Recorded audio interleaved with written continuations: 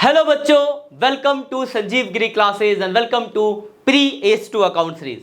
बेटा ये जो सीरीज चल रही है इसमें हम आपको बनाएंगे जीरो से हीरो।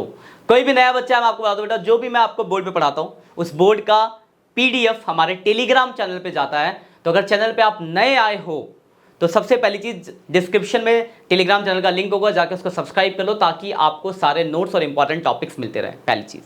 दूसरी चीज, चैनल को सब्सक्राइब कर लेना, प्लेलिस्ट को सेव कर लो ताकि आपका कोई भी लेक्चर मिस ना हो। और 11 की टेंशन छोड़ दो, मैं बैठा हूं आपके लिए।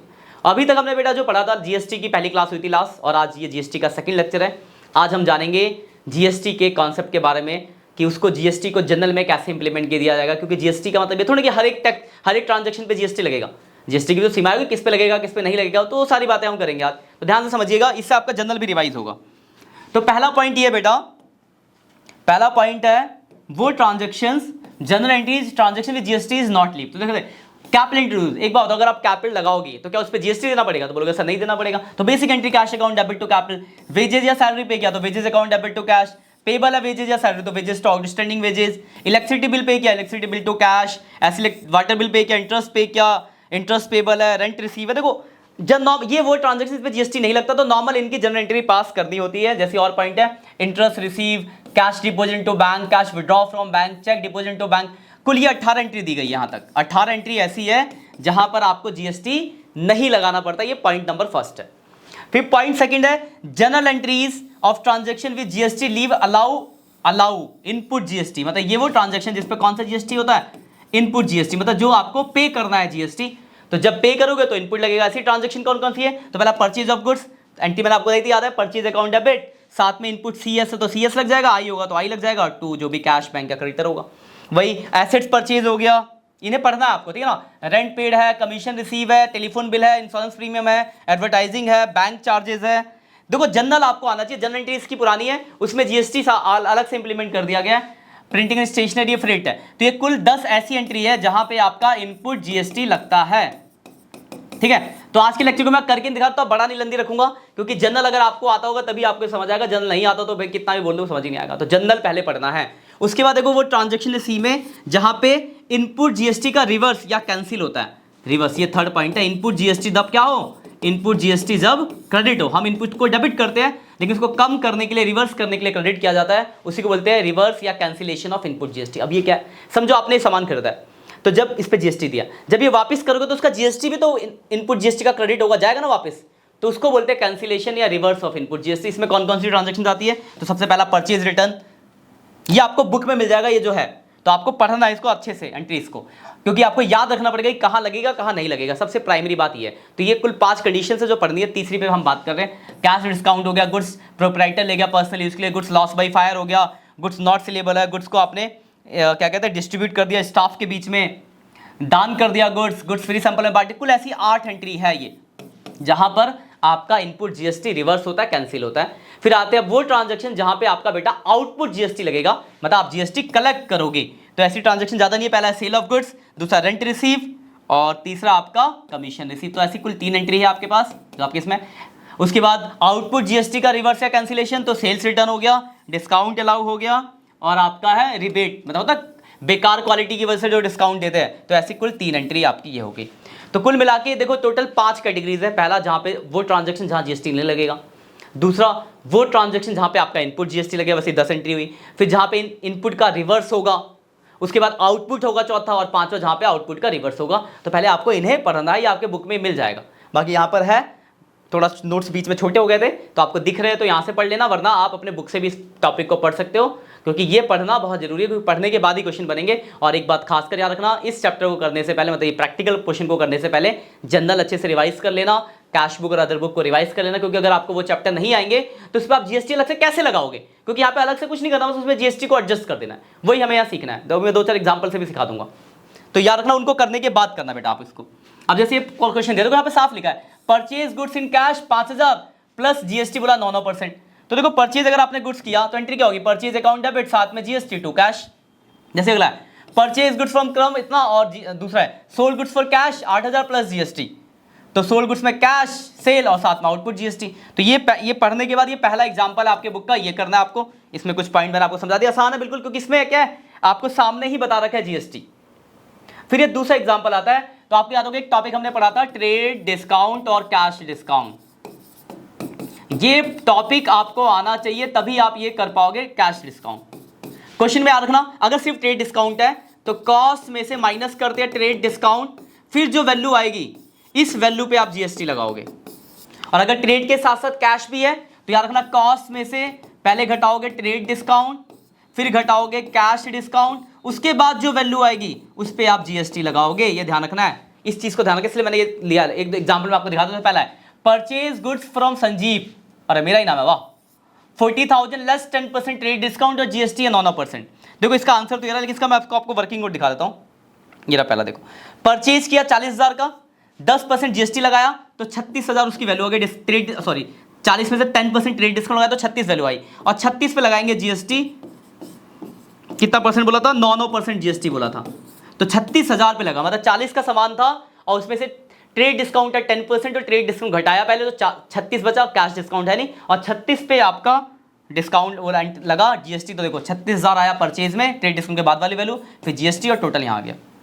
ऐसी जिसमें कैश डिस्काउंट, इसमें भी ट्रेड डिस्काउंट है, देखो यहाँ पे है एक परचेज गुड्स, थर्ड पॉइंट, हर 1 lakh 10% trade discount plus GST है और कैश डिस्काउंट 2%। तो याद रखना ट्रेड और कैश दोनों घटाने के बाद जीएसटी लगेगा। देखो थर्ड एग्जांपल, 1 लाख उसका वैल्यू था, 10% ट्रेड डिस्काउंट तो 10,000 डिस्काउंट घटाया, वैल्यू आई 90,000, और कैश डिस्काउंट था 2%, तो अब 2% कैश डिस्काउंट घटाएंगे फिर वैल्यू आएगी 88,200 और इसके ऊपर लगेगा आपका जीएसटी। अब कितना परसेंट जीएसटी था, तो 9% जीएसटी था, तो 7938 और 7938 और वैल्यू आ गई आपकी 104076। कहने का मतलब ये है कि अगर सिर्फ ट्रेड डिस्काउंट होगा तो ट्रेड डिस्काउंट घटाने के बाद जीएसटी लगाना है, लेकिन अगर कैश डिस्काउंट है तो उसको भी घटाने के बाद आपको जीएसटी लगाना है। फिर ये देखो इसकी एंट्री करी गई है, थर्ड एंट्री ये रही, purchase account debit, purchase value आई ट्रेड डिस्काउंट के बाद वाली 90,000 जीएसटी, इसमें वैल्यू टोटल में आ गई क्या बैंक में, और जो कैश डिस्काउंट 1800 को उसको दिखाया गया। ठीक है, तो इसके 2-4 क्वेश्चन इस पॉइंट के सेकंड एग्जांपल के कर लेना। याद रखना इसको करने से पहले ट्रेड डिस्काउंट आपको आना चाहिए। और थर्ड में है रिवर्स या कैंसिलेशन वाला टॉपिक, जहां पे इनपुट जीएसटी क्रेडिट होगा। तो जैसे पहला पॉइंट मैं दिखाता हूं, goods costing 5,000 were taken by proprietor, proprietor ले जाएगा तो एंट्री क्या होती थी, बोलोगे sir drawing account debit to purchase, तो drawing account debit to purchase और साथ में इनपुट जीएसटी क्रेडिट हो गया। दान कर दिया तो डोनेशन टू परचेज, साथ में इनपुट जीएसटी क्रेडिट हो गया। फिर ये आसान है, तो थर्ड करना है। इसके बाद एग्जाम्पल, आप थर्ड के बाद आपको जो करना है बेटा वो करना है एग्जाम्पल नंबर 6। ये देखो ध्यान से, यहाँ देखो, यहाँ कहीं जीएसटी नहीं लिखा, सबसे लास्ट में लिखा जीएसटी। यहाँ के लिए आपको दिमाग में होना चाहिए कि इस तरह के क्वेश्चन अगर आए तो कि कहाँ पे जीएसटी लगेगा और कहाँ नहीं लगेगा, और लगेगा तो सीएस लगेगा, आई लगेगा। तो देखो इसका बिजनेस है दिल्ली का, पहला पॉइंट है आपने बिजनेस स्टार्ट किया तो क्या जीएसटी लगाओगे, बोलोगे नहीं सर, तो नॉर्मल एंट्री होगी cash account debit to capital account, कोई जीएसटी नहीं लगा। दूसरा देखो क्या, बॉट गुड्स फॉर कैश, आपने गुड्स खरीदा कैश में, गुड्स खरीदा तो जीएसटी देना पड़ेगा, बोलोगे बिल्कुल सर जीएसटी देना पड़ेगा क्योंकि आपने गुड्स खरीदा है। अब एक बात बताओ, अगर आपने गुड्स खरीदा तो ये तो नहीं लिखा कहां से खरीदा, कुछ ना पता चले तो इंट्रा स्टेट मानते हैं, मतलब सी और एस जीएसटी लगता है। देखो सीएस लगाया, purchase account debit, input C input S to cash. Third में लिखा आपने क्या करा, बैंक में अकाउंट जमा करा, बैंक में पैसा ओपन है बैंक अकाउंट, तो बताओ क्या जीएसटी लगेगा, बोलोगे सर नहीं लगेगा, तो नॉर्मल एंट्री होगी bank account debit to cash account. अब देखो इसी में एक एंट्री है 7 तारीख, देखो क्या, bought goods from Surya Kanpur UP, Delhi का बिजनेस था यूपी में खरीदा तो आई जीएसटी लग जाएगा, तो देखो यहाँ पे आई लगाया, परचेज अकाउंट डेबिट और इनपुट आई जीएसटी लग गया। तो ऐसे ही आपको ये वाला क्वेश्चन करना है। फिर 6 एग्जांपल, फर्स्ट सेकंड थर्ड फिर 6, ये 4 एग्जांपल अगर आप अपने बुक के कर लोगे, टीएस अग्रवाल की बुक की मैं बात कर रहा हूं, तो आपका जो है जनरल एकदम बढ़िया से क्लियर हो गया। जनरल में जीएसटी का कैसे इंप्लीमेंट होगा, हो गया 1 2 3 और 6। इससे करने से पहले आपको जनरल एंट्रीज पढ़नी पड़ेगी अच्छे से, उसके बाद जो वो 5 कंडीशंस मैंने बताई थी कि कब इनपुट लगेगा, कब नहीं लगेगा जीएसटी, कब आउटपुट लगेगा, कब इनका रिवर्स होगा, वो 5 कंडीशंस भी आपको पढ़नी, जो मैंने यहाँ पे दिखाई भी थी आपको।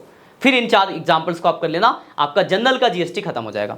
अब देखो जरा, अब इसके बाद है बेटा जीएसटी का अदर बुक में, कैश बुक का नई बुक में है नहीं, फिर भी मैं आपको बता दूंगा। अदर बुक में देखो क्या था, आप हम क्या करते थे, कॉस्ट लेते थे, कॉस्ट में से ट्रेड डिस्काउंट हटाते थे, माइनस करते थे ट्रेड डिस्काउंट, और एक्सपेंस कुछ होता तो प्लस करते थे। यहाँ पे आपको जीएसटी भी प्लस कर देना, कौन सी वैल्यू लगेगा, ट्रेड डिस्काउंट के बाद जो वैल्यू आएगी। जैसे 1 लाख का सामान है और 10% ट्रेड डिस्काउंट, तो 10,000 डिस्काउंट हो गया, तो जो 90,000 की वैल्यू है इसके ऊपर आपको जीएसटी लगेगा, और 3 जीएसटी के अलग से कॉलम भी बन जाएंगे जो फॉर्मेट में। तो देखो ये क्वेश्चन है, देखो डेट पार्टिकुलर इनवॉइस, अपने बुक में देख लेना, अगर छोटा दिख रहा हो तो डिटेल कॉस्ट, इसमें तीनों जीएसटी के कॉलम बन गया, फिर जो खर्चा है और टोटल।